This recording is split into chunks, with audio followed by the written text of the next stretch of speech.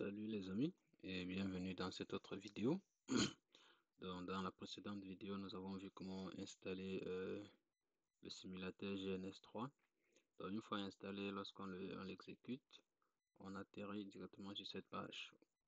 Mais avant d'aller plus loin avec GNS3, on va voir d'abord comment intégrer GNS3 avec VMware Workstation. Donc, rapidement là, on va voir dans cette petite présentation comment l'intégration se fait entre les deux outils. Donc, premièrement, on parle de l'environnement VMware Workstation. Donc, pour la plupart d'entre vous, c'est très bien l'environnement VMware Workstation. C'est l'environnement qui va permettre de créer donc de façon virtuelle les machines. Donc, on pourra ici créer de nouvelles machines virtuelles, importer des machines qui existent dans d'autres environnements. On pourra les importer directement sur VMware Workstation. On pourra créer également des sous-réseaux. Donc, créer et gérer des sous-réseaux directement sur VMware Workstation. Également, ce qu'il faut savoir, c'est que VMware Workstation permet de se connecter avec le réseau local. C'est-à-dire que vous pouvez connecter le réseau de votre, c'est pas de votre domicile ou bien de l'environnement où vous êtes connecté. Vous pouvez le connecter donc avec les machines virtuelles que vous allez créer. C'est-à-dire que permettre à ces machines virtuelles de communiquer avec le serveur physique ou bien la machine physique sur laquelle vous l'avez installé. Vous allez également avoir, on va également avoir la possibilité d'interconnecter dans le VMware Workstation qui est installé sur un poste avec un réseau distant. C'est-à-dire que vous pourriez avoir par exemple pour des environnements serveurs une infrastructure qui existe sur un serveur peut-être en ligne. Vous aurez donc la possibilité de connecter l'environnement VMware Workstation avec ce serveur distant et faire communiquer les machines de cet environnement local et les machines qui sont sur un autre serveur distant. Donc tout ça c'est possible avec VMware Workstation. Donc sur VMware Workstation, on pourra donc par exemple créer ou importer les machines virtuelles, que ce soit Windows, Linux ou bien les Mac OS. Pour ce qui est de l'environnement GNS3, alors ce qu'il faut savoir c'est que GNS3, comme on a vu dans la précédente vidéo où on a fait l'installation, GNS3, comme on a dit, c'est un environnement qui permet donc de simuler les outils ou les appareils réseau. Donc, comme vous pouvez voir sur l'image ici, tous ces équipements, ce qu'il faut savoir, c'est que GNS3 fonctionne sur le principe de la virtualisation imbriquée.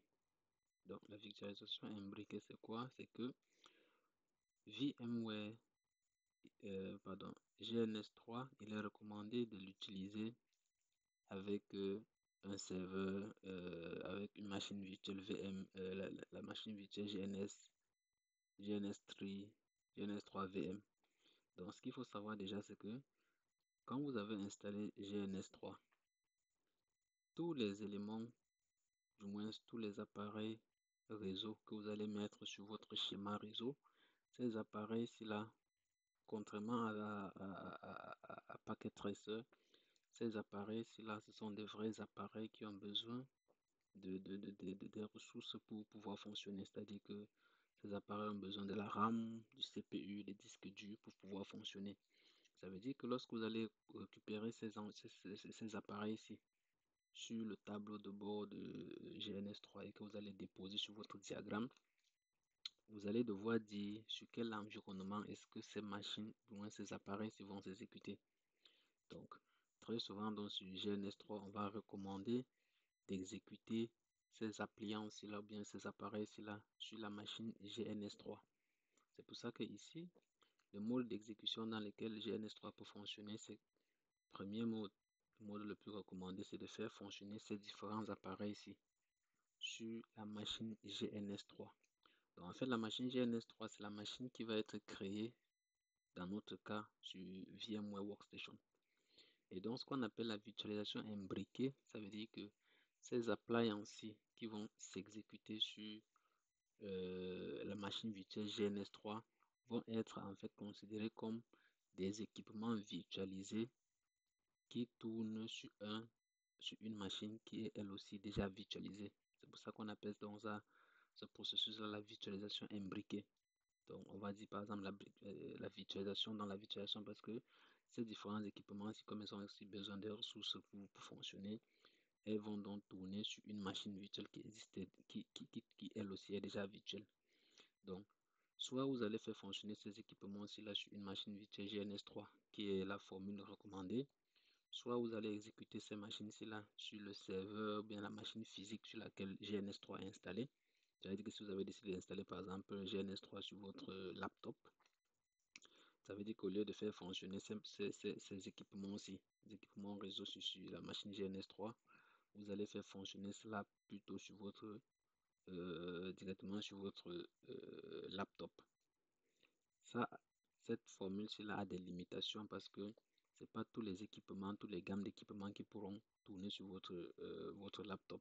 Par contre, la machine virtuelle GNS3, elle est déjà préconçue par GNS pour pouvoir supporter tout type d'appareil. C'est pour ça que ce mode-ci là est le plus recommandé. Le troisième mode, c'est un mode serveur. Ça veut dire que vous avez votre GNS3 que vous avez installé en local sur un laptop.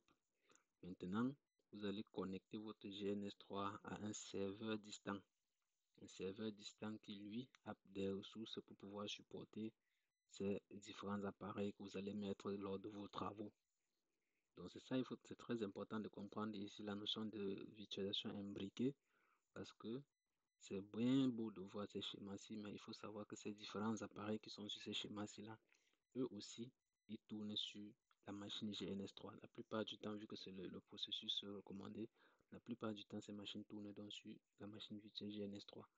Et ça implique que votre poste de travail sur lequel vous avez installé GNS3, ce poste-là doit pouvoir supporter donc la virtualisation imbriquée. Donc ici, on parle donc désormais de deux niveaux de virtualisation. On a d'abord, pour cette machine-là, il y a d'abord le processeur de votre machine qui doit supporter la virtualisation, comme on a vu. Il faut aller dans le BIOS pour vérifier si c'est activé, sinon vous activez. Deuxième étape maintenant, si vous devez utiliser cette machine, vous devez utiliser la GNS3 VM comme machine qui va supporter les équipements. Alors il va falloir maintenant que votre machine, du moins le serveur local, supporte également la virtualisation imbriquée. Donc, on va voir dans les prochaines slides comment on active et on vérifie tout cela. Donc, comment est-ce qu'on fait donc l'interconnexion entre les deux outils, donc VMware Workstation et GNS3? La première chose, c'est de comprendre la virtualisation imbriquée, donc comme on venait d'expliquer. Deuxième chose, c'est vérifier et configurer la virtualisation imbriquée sur votre environnement. Troisième chose, télécharger dans la machine virtuelle GNS3 sur le site de GNS. On va faire ça après ces slides. Ensuite, il faut importer dans cette VM là sur VMware Workstation. Et la dernière étape va consister dans à configurer donc les préférences de GNS3 pour dire à GNS3 qu'en fait, désormais, lorsque sur le tableau, c'est-à-dire sur le dashboard, lorsqu'on dépose un FortiGate, un switch Cisco ou bien un routeur, il faut exécuter ce routeur-là sur la machine GNS3 qu'on aura importé sur VMware Workstation. C'est à ça que va consister cette dernière tâche. Donc, pourquoi est-ce qu'on doit configurer la virtualisation imbriquée? C'est parce que si votre machine ne supporte pas la virtualisation imbriquée, vous risquez de tomber sur ces deux erreurs. Donc, la première erreur ici, comme c'est mentionné là, Virtualize Intel, c'est-à-dire pour cette machine virtuelle, c'est là le processeur, ou bien le module d'extension, bien l'extension de virtualisation qui est utilisée ici, c'est Intel. Alors, lorsque vous allez démarrer cette machine, on va vous dire par exemple que le module d'extension ici n'est pas supporté par ce système d'exploitation. Néanmoins, on va vous donner la possibilité de démarrer votre machine sans tenir compte de cette virtualisation. Ça veut dire que vous avez ce message lorsque vous avez activé cette option sur cette machine virtuelle alors que votre hôte de base ne supporte pas ça. Quand vous allez dire non pour dire par exemple, du moins continue without Est-ce que vous voulez continuer sans tenir compte de la virtualisation? Vous dites par exemple oui. Maintenant, s'il s'agit par exemple de la machine GNS3, quand vous aurez dit yes ici, ça va généralement vous envoyer sur cette erreur-là, qui va vous dire par exemple que le module HV Power on failed. Très souvent, donc, c'est à ce niveau-ci là, cette erreur-ci là, ce qu'il faut noter, c'est que c'est une erreur qui est connue. C'est une erreur qui est actuellement connue par VMware. Donc, VMware est au courant de ça et cette erreur se produit très souvent sur les Windows 11. Donc, sur Windows 10, ça passe sans problème. Windows 8, Windows 7, ça passe sans problème. Mais sur Windows 11, ça c'est un problème qui est connu. Donc, depuis 2024, c'est une erreur, je crois peut-être avant 2024 même. 2023, c'est une erreur qui est connue sur les systèmes Windows 11. Néanmoins, on a des solutions pour pouvoir éviter d'avoir cette erreur-là. Donc, comment est-ce qu'on fait donc pour configurer ou bien comment activer la virtualisation imbriquée? Donc, comme on a dit par défaut sur votre système, il peut être activé et fonctionnel. Vous n'avez pas forcément besoin d'interagir. Mais dans certains cas, vous aurez besoin de faire certaines vérifications. Entre autres, vous allez aller dans les fonctionnalités optionnelles de Windows, vérifier que IPv, la case IPv n'est pas cochée, la Virtual Machine Platform n'est pas cochée, la plateforme de virtualisation Windows, de l'hyperviseur Windows, elle n'est pas activée. Deuxième étape, ça serait d'aller dans les clés de registre à cet emplacement-ci et vérifier que la valeur de cet enregistrement-ci là est à 0. Quand c'est à 0, ça veut dire que c'est activé. Activé, ça veut dire que Enable Virtualization Based Security. Ça veut dire que lorsque c'est à 0, ça veut dire que c'est activé. La troisième étape, lorsque vous avez vérifié ceci et que vous avez décoché et redémarré la machine, parfois, ça peut permettre de débloquer et puis vous parvenez à exécuter la machine sans souci. Quand ça échoue, vous passez à la deuxième étape. Ici, vous partez vérifier cette information. Si elle est à 1, parfois par défaut, sur les machines, elle va être à 1. Donc, vous mettez à 0, vous enregistrez, puis vous redémarrez la machine et puis vous relancez la machine virtuelle. Ça peut passer. La dernière étape, dernière solution, maintenant, quand les deux précédentes n'ont pas marché, c'est vraiment d'aller dans votre système et puis il y a ce qu'on appelle l'isolation du noyau de votre système d'exploitation de base. Vous allez donc à l'intérieur désactiver l'intégrité de la mémoire et également le module de protection de l'autorité de sécurité locale. Très souvent, après avoir désactivé ceci et redémarrer la machine, ça va fonctionner sans que vous ayez besoin de... ça va généralement fonctionner. Si après cette étape, si ça ne fonctionne pas, ça veut dire que votre machine n'est pas conçue en fait pour supporter la virtualisation imbriquée. Voilà. Donc sans plus tarder, on va passer à la phase pratique. Donc, comme on a dit, donc tout à l'heure on a fini l'installation de GNS3. Donc l'étape suivante était donc lorsqu'on a lancé le fichier qu'on a, du moins lorsqu'on lance l'application, on donne la possibilité ici donc de choisir, comme je disais tantôt dans le slide, on peut donc décider de configurer GNS3 pour qu'il exécute les machines virtuelles, du moins pas les machines virtuelles, et les périphériques réseau à partir de la machine GNS3 VM qui est recommandée, la version ça c'est la méthode la plus recommandée. Soit on va décider de faire tourner les appliances, dont les équipements réseau directement sur la machine locale, soit on peut décider de faire tourner ces appliances là directement sur un serveur distant. Ça c'est usage en mode avancé. Donc avant donc de choisir ici, ce qu'il faut faire, c'est qu'on va fermer GNS3 et puis on va aller directement sur le site de GNS3. On va aller ici, gns3.com. Et puis ici, dans Free Download, ce qu'on va faire tout à l'heure, on a expliqué tout à l'heure ici. Ici, c'est là où on doit télécharger dans la GNS3 VM. Donc, une fois sur le site de GNS3, vous avez créé votre compte, vous venez simplement ici et puis vous faites download. Alors, comme on a dit tout à l'heure, GNS3 est un outil open source qui s'intègre avec les plateformes de virtualisation telles que VirtualBox, VMware Workstation and Fusion. Donc Workstation, c'est pour les versions Windows et Linux. Et puis Fusion, c'est la version Workstation, mais pour les systèmes macOS. Donc on a également cette machine GNS3 qui est disponible pour VMware EXE. Ça, c'est la version VMware pour entreprise, c'est-à-dire la version qu'on installe généralement sur les serveurs d'entreprise. On a également donc le GNS VM pour Microsoft Hyper-V. Donc ici, ce que nous on cherche, c'est ceci. Donc là, on va attendre que ça télécharge. Je crois que c'est un fichier de 940 mégas. Donc une fois téléchargé, qu'est-ce qu'on va faire? On va dézipper le fichier. Ensuite, ok, là on va ouvrir.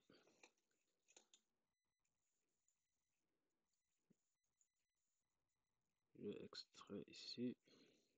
Ok.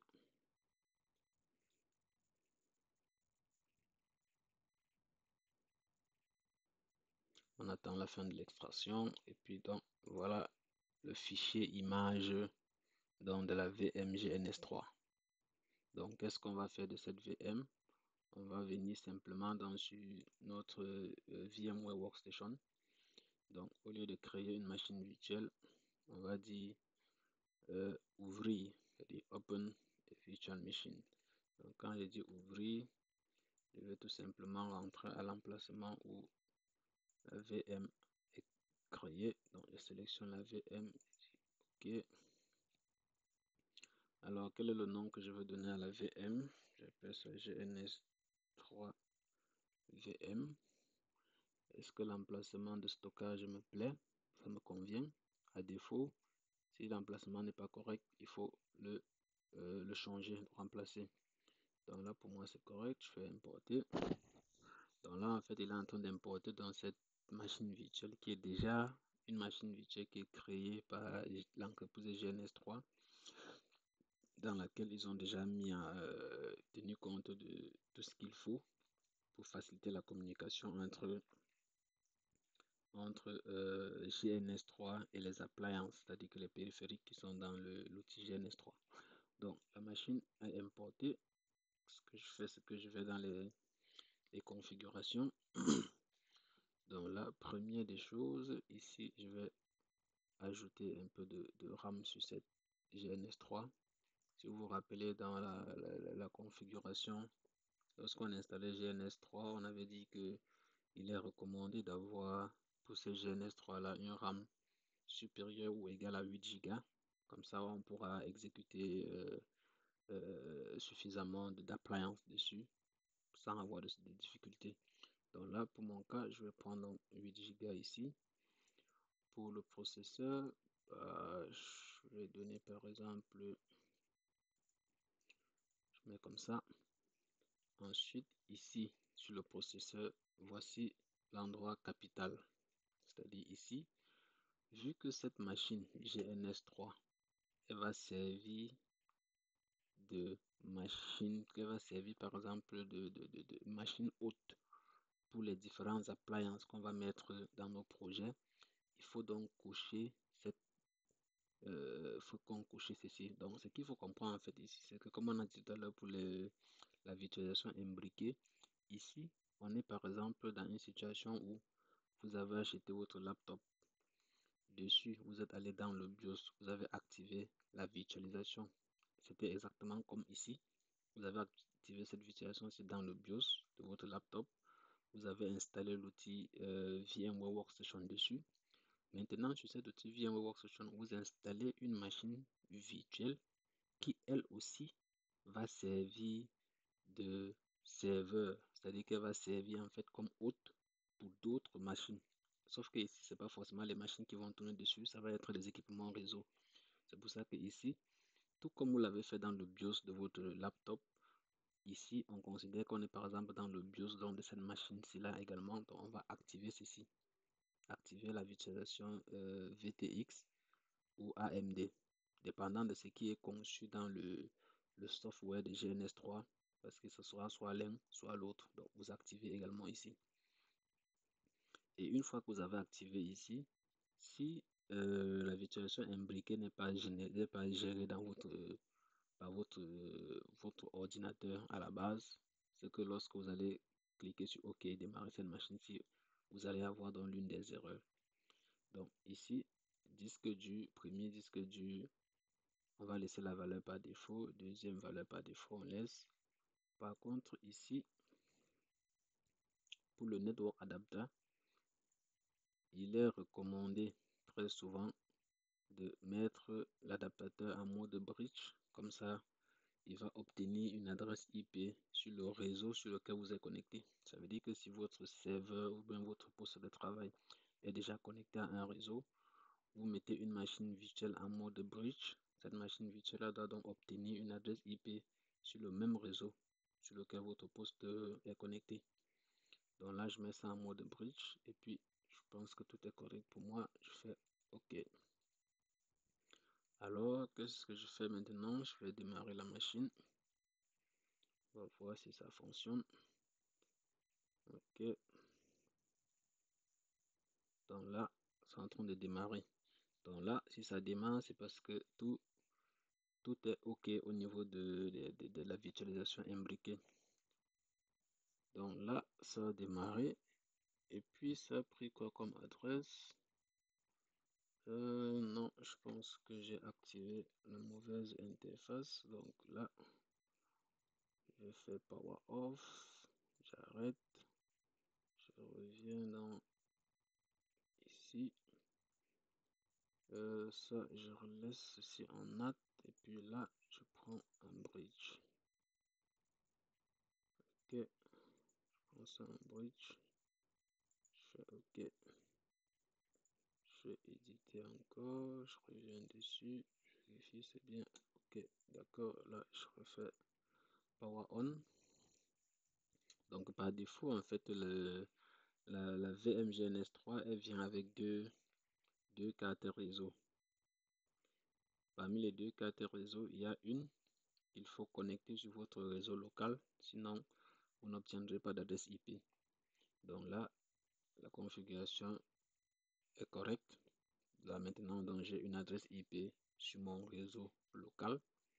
Donc, ça fait que là, par exemple, vous avez les informations sur la version de GNS3, la version GNS3 qui est installée. Donc, comme on a dit dans la précédente vidéo, GNS3, c'est un outil open source qui est développé dans, avec Linux.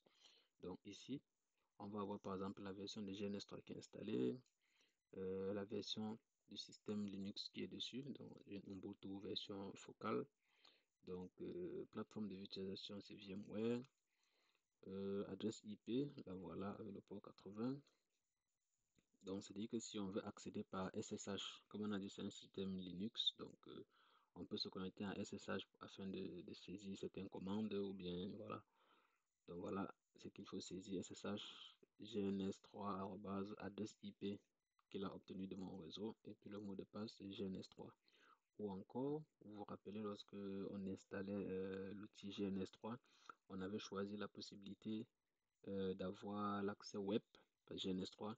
Donc, si on veut avoir l'accès web à GNS3, on met juste HTTP et puis on ajoute notre adresse IP et puis c'est bon. On a accès à notre GNS3. Maintenant, ici, tout est correct. Donc, ce qu'on va faire à présent, c'est revenir sur... Voilà, on va aller maintenant sur, je crois, sur GNS3 pour faire la configuration des paramètres. Donc là, je lance GNS3. GNS3, il est lancé. Donc maintenant, qu'est-ce qu'on fait avant de créer un projet ou quoi que ce soit? On va venir ici sur, je crois que c'est sur View. Non, bon, je vais attendre. Non, je vais pas lancer de projet. Je viens ici sur Edit, voilà, Edit, et puis je fais Préférences. Donc dans les préférences ici, c'est sur cette interface que je vais décider, par exemple ici au niveau de serveur, est-ce que j'ai envie que le serveur local fonctionne? C'est-à-dire que par défaut, lorsque vous installez et que vous n'avez pas encore fait le choix de l'emplacement sur lequel les appliances réseau vont être exécutées, par défaut, il laisse ça sur le serveur local. Donc, le serveur local, c'est le poste de travail sur lequel vous avez installé votre GNS3. Par contre, si vous voulez euh, utiliser la méthode recommandée qui est d'utiliser GNS3 VM, on sélectionne dans GNS3 VM ici. Ce qu'on va faire, donc, c'est quoi? C'est dit Enable the GNS3 VM. Donc, quand j'enable le GNS3 VM, ce que je fais par ensuite, je dois choisir sur quelle plateforme, sur quel hyperviseur que se trouve la machine GNS3. Donc là, c'est sur VMware Workstation. Maintenant, sur VMware Workstation, est-ce qu'il y a déjà une machine dessus? Oui, la machine dessus, c'est la machine GNS3 VM. C'est effectivement la seule machine que nous avons pour l'instant sur notre VMware Workstation. C'est pour ça que c'est la seule machine donc, qui est listée ici. Donc si j'avais pris par exemple VirtualBox et chercher les machines qui sont sur un VirtualBox sur mon environnement, il n'y en a pas. Donc je reviens donc sur Workstation et puis la machine, la voici. Donc elle fonctionne sur le port 80, c'est bon.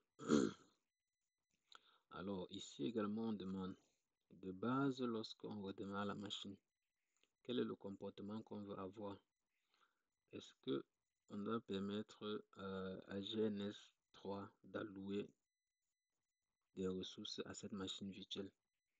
Si vous configurez des paramètres ici, ces paramètres ceux-là ne vont pas écraser les paramètres qui sont renseignés par défaut sur cette VM. Donc les paramètres en question ici, si je vais dans Settings, dans les paramètres notamment c'est CPU et RAM. CPU et RAM. Ce sont ces paramètres aussi qui sont proposés ici. C'est-à-dire que lorsque vous démarrez, parce que ce qu'il faut savoir ici, c'est que avec cette configuration que nous sommes en train de mettre sur pied, ça fera en sorte que désormais, lorsque vous allez allumer votre machine et que vous allez lancer l'application GNS3, ce qu'elle va faire en fait, c'est qu'elle va lancer l'application Workstation et puis démarrer cette machine-ci là. Donc désormais, on n'a plus besoin de vous connecter, lancer d'abord Workstation, allumer la machine virtuelle. Non, non. Dès que vous lancez GNS3, il va se charger de lancer VMware Workstation et puis mettre en marche cette machine. Pourquoi? Parce que avec cette configuration, si là on vient de dire dans GNS3 que désormais, pour que tu puisses fonctionner ou bien pour que on puisse déployer un projet et faire des schémas réseau, il faut à tout prix que la machine soit disponible vu que c'est elle qui va désormais être celle qui héberge les équipements réseau que nous allons poser dessus. Donc, c'est la raison pour laquelle, de façon automatique, il va lancer VMware Workstation et puis démarrer cette machine. Donc, ils ont donné donc la possibilité également d'allouer des ressources que vous aimeriez que cette machine-là, elle est au moment de son démarrage. Donc, vous pouvez donner des ressources ici. Mais comme je dis, ces ressources ne vont pas, les informations que vous renseignez ici ne vont pas être prises en compte si sur la machine virtuelle il y a des configurations qui sont faites dessus. Et également ici, on dit Action when closing GNS3, c'est-à-dire que lorsque vous allez finir de faire vos travaux, lorsque vous avez clôturé GNS3, quelle est l'action que vous aimeriez qu'elle soit effectuée? Donc ici, vous avez la possibilité, en fait par défaut ici, on propose de stopper également la machine GNS3. C'est-à-dire que de la même manière que lorsque vous lancez GNS3, il lance Workstation et allume la machine. Il faut également qu'au moment où vous fermez GNS3, il ferme également la machine, il éteint également la machine virtuelle qu'elle a allumée. Donc ça, c'est la proposition par défaut et moi, je trouve que c'est correct. Donc là, je fais Apply. Donc vous remarquerez que comme j'ai dit Apply et puis ici à droite, les différents serveurs sur lesquels je peux désormais exécuter mes machines ou bien mes appliances. J'ai désormais un Boss Game qui est mon serveur local. Donc là, je fais OK. J'ai désormais Boss Game qui est mon serveur local. Parce que tout à l'heure, j'avais la possibilité dans les préférences de le décocher, mais j'ai préféré le garder.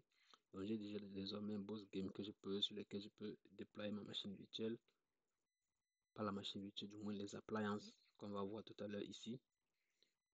J'ai également la possibilité d'héberger ces appliances-là plutôt sur GNS3.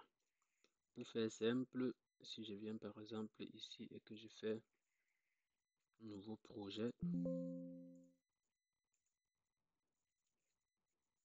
juste un projet rapide comme ça, et que je viens ici, je récupère par exemple un équipement, je pose là. Alors quand je pose l'équipement sur le tableau, on me demande sur quel serveur est-ce que cet équipement cela va s'exécuter. Comme j'ai dit, c'était la virtualisation imbriquée, ça veut dire que tous les équipements réseau qu'on va mettre ici là, eux à leur tour, comme ils ont besoin des ressources pour fonctionner, ils ont besoin donc de s'exécuter sur un des serveurs qu'on a ici.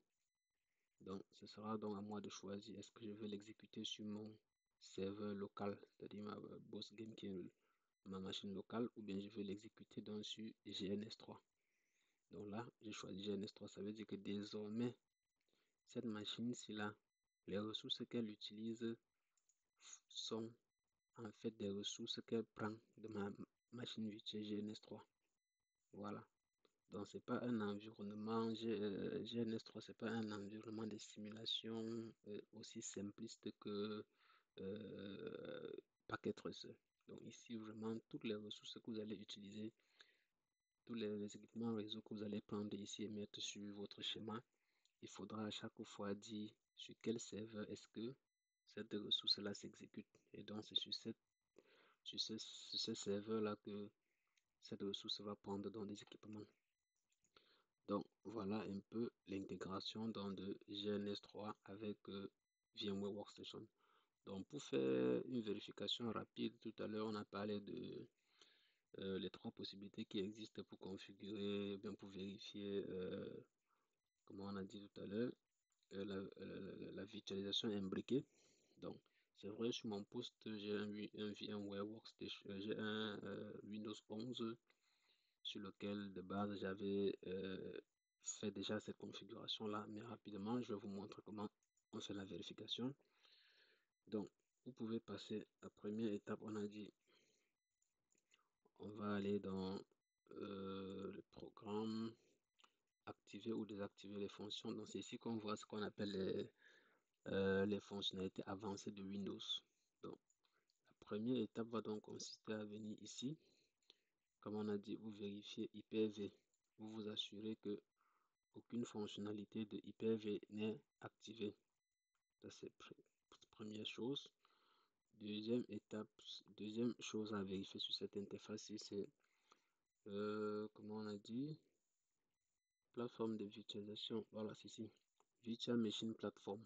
Donc ça également, vous devez vous assurer que c'est pas coché. Donc après, il y a un troisième élément, on a dit tout à l'heure, c'était voilà, ceci, la plateforme de l'hyperviseur Windows. Donc voilà les trois choses qu'on doit vérifier dans les fonctionnalités de Windows, s'assurer qu'aucun de ces trois n'est activé. Hyper-V, plateforme de l'hyperviseur Windows et puis Virtual Machine Platform. Ensuite, le deuxième élément, c'était, je pense que c'était la clé de registre. Donc, pour aller dans la clé de registre, je vais simplement taper par exemple éditeur, éditeur de registre, donc Regedit. Donc là, dans Regedit, je vais juste agrandir là rapidement. Donc ici dans Regedit, comme on a dit, l'emplacement où il faut aller, c'est vraiment à partir de l'ordinateur, on va dans H qui est local machine. Ensuite, on va dans système. Ensuite, contrôle. Dans contrôle, on vient ici dans device guard. Dans device guard, on a donc l'ensemble de ces informations-ci. Donc, ce qui nous intéresse donc ici, c'est Enable Virtualization Based Security. Donc, vous sélectionnez simplement cette valeur-ci. Ici, très souvent, la valeur va être à 1. la valeur par défaut. Donc, si chez vous c'est à 1, vous mettez simplement 0 à cet emplacement et puis vous validez. Très souvent, je pense, lorsqu'on modifie les valeurs de registre, on va demander par exemple de redémarrer la machine. Donc, vous faites un redémarrage. Et la troisième option, on a dit tout à l'heure, c'était l'isolation du noyau. Donc, voilà. Donc, sur votre machine, vous cherchez simplement là, vous tapez isolation de noyau. Ça va vous renvoyer sur cette interface. Donc, très souvent, comme on a dit ça, c'est le dernier recours. Donc, lorsque vous avez essayé les deux techniques, les deux configurations qu'on vient de montrer et que ça n'a pas fonctionné, vous venez ici pour le dernier recours. Donc, ici, les choses à désactiver, donc ce sera l'intégrité de la mémoire. Vous avez vu, par exemple, chez moi, c'est désactivé. Et lorsque vous désactivez ici, ça désactive également la protection de la pile appliquée par le matériel en mode noyau et également désactiver protection de l'autorité de sécurité locale. Ça, ce sont des niveaux de sécurité que vous êtes en train de désactiver en fait sur la machine. Donc pour l'instant, en attendant que VMware, donc plutôt Windows, puisse apporter un correctif ou bien une mise à jour qui va corriger cela. Mais sinon, pour l'instant, ça c'est la seule façon qui existe actuellement pour pouvoir activer la virtualisation imbriquée sur les postes de travail Windows 11. Donc, une fois que vous avez fait ces activations ou désactivations plutôt, vous redémarrez la machine et très souvent, vous devez avoir donc la possibilité de générer ou bien de faire fonctionner votre machine GNS3. Donc, voilà les amis.